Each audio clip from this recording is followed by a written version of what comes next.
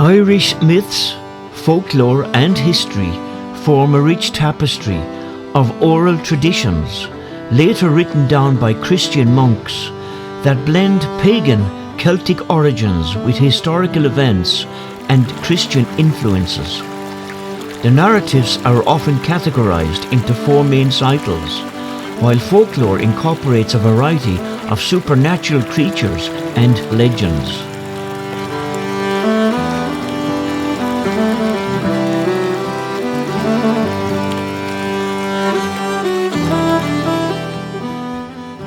The mythological cycle recounts the origins of Ireland and its ancient godlike inhabitants, the Tuatha De Danann, the people of the goddess Danu, who were masters of magic and art.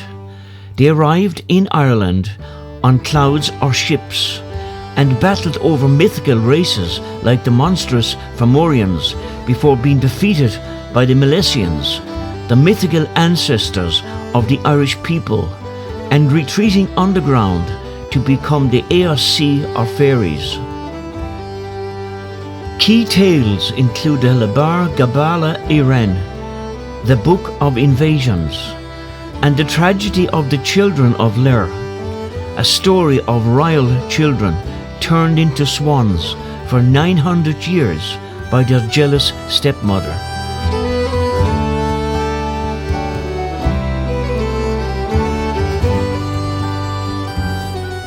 The Ulster cycle focused on heroic sagas set around the 1st century AD in the province of Ulster. This cycle details the lives of King MacNessa and his champion warrior Cuchulainn. The central epic is the Táin Bó Cúailnge, cattle raid of Cooley, in which Cuchulainn single-handedly defends Ulster against the armies of Queen Maeve of Connacht, who sought to steal a prized bull.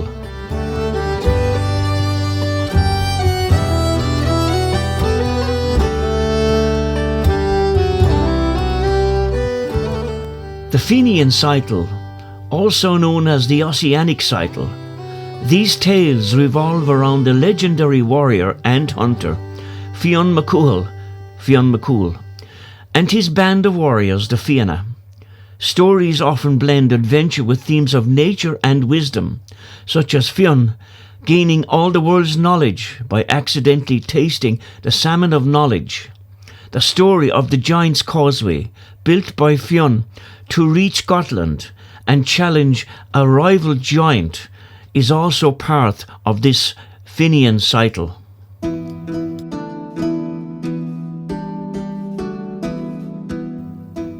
The historical cycle, Cycles of the Kings.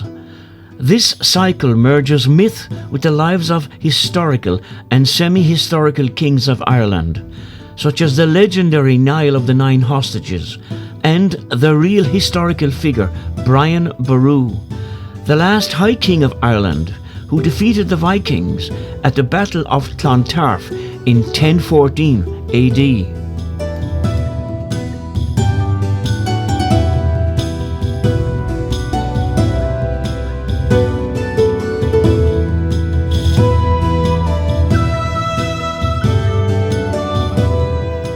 Beyond the cycles, Irish folklore is rich with creatures and superstitions that persist in culture even today. Contrary to modern depictions, Irish fairies are often human-sized, powerful and unpredictable beings, capable of bringing both fortune and misfortune. Rural communities still respect fairy forts, ancient ring forts and lone hawthorn trees, believed to be their dwellings, and often avoid disturbing them to prevent bad luck. Banshees, a female spirit whose wailing cry is said to foretell an imminent family death, serving as an omen and a mourning figure. Leprechauns. These iconic, mischievous male fairies are known as expert shoemakers who hoard pots of gold and must grant a wish if captured, though they are notoriously tricky to outsmart.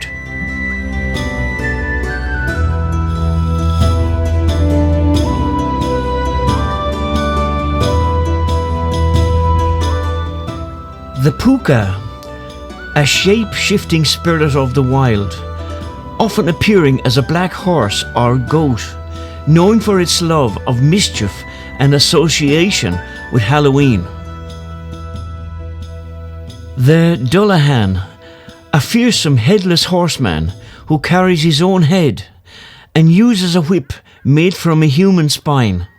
His appearance in an area is an unavoidable sign of impending death. Irish myths and folklore were passed down orally for centuries before being written by Christian monks, who preserved the stories, albeit with a Christian perspective, that often cast pagan gods as mere magical beings or fairies. This rich storytelling tradition has influenced Irish identity and continues to inspire modern art, literature and film. One of the most famous of the Irish myths and legends is the tale of Tír na nÓg. The story is of Oisín, a brave warrior, and the son of Fionn McCool, as he falls in love with Niamh, a beautiful princess from the mythical land of Tír na nÓg. The word folklore, a compound of folk and lore, was coined in 1846 by the Englishman William Thoms, who contrived the term as a replacement for the contemporary terminology of popular antiquities or popular literature.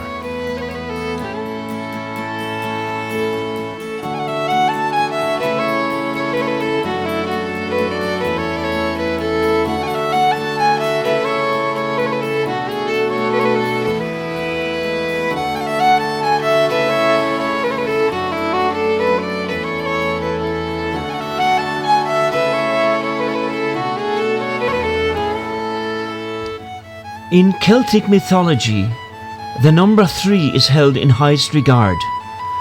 The Celts believed the most sacred things had 3 aspects, such as the domains of the earth, sea and sky, and divisions of time, past, present and future. The most famous giant in Irish folklore is Fionn McCool. Finn was a mythical warrior and a giant. Stories about Finn claimed that he had built the Giant's Causeway in County Antrim as stepping stones to Scotland. Irish fairy folklore centres on the Éos Sea, people of the Mounds, ancient but powerful beings linked to the pre-Christian Tuatha Dé Danann, who lived in mounds and forts, parallel to humans but with magic. They are complex, sometimes benevolent, offering gifts but often mischievous or dangerous, stealing people, bringing illness and punishing those who disrespect their sacred sites. Protection involves iron, salt, warnings and respect for their places, while their world intersects ours at liminal times like Samhain and Baltana, with common figures including the dark shapeshifter Puka.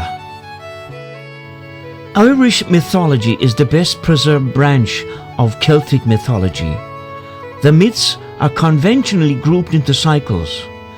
The mythological cycle consists of tales and poems about the godlike Tuatha Dé Danann, who are based in Ireland's pagan deities and other mythical races like the Fomorians. The Fomorians are a supernatural race of Irish mythology who are often portrayed as hostile and monstrous beings. Originally, they were said to come from under the sea or the earth. Later, they were portrayed as sea raiders and giants. For 900 years, The children of Lir were doomed to live as swans by daylight, and only in the light of a full moon could they take their human form. They lived on Lake Davra, the Sea of Moyle, and the Lake Isle of Glora in County Mayo, before their spell was broken with the arrival of Christianity in Ireland. Irish mythology encompasses a rich tapestry of stories, legends, folklore and oral traditions originating from pre-Christian Ireland. Rooted in Celtic mythology, these narratives survived due to Ireland's geographic isolation after the Roman conquest of much of Europe.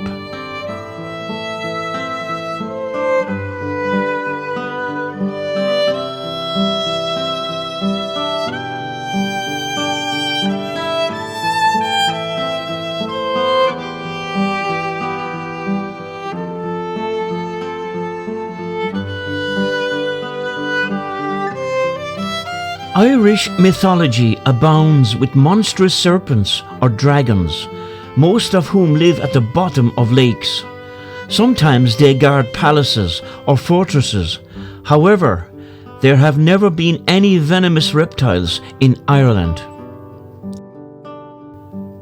As symbol of Ireland are concerned, the shamrock may be one of the most prolific. Remember that Saint Patrick, the patron saint of Ireland, returned to Ireland to convert the pagan Irish to Christianity. The shamrock, or three-leaf clover, represents the Holy Trinity, the Father, the Son, and the Holy Ghost.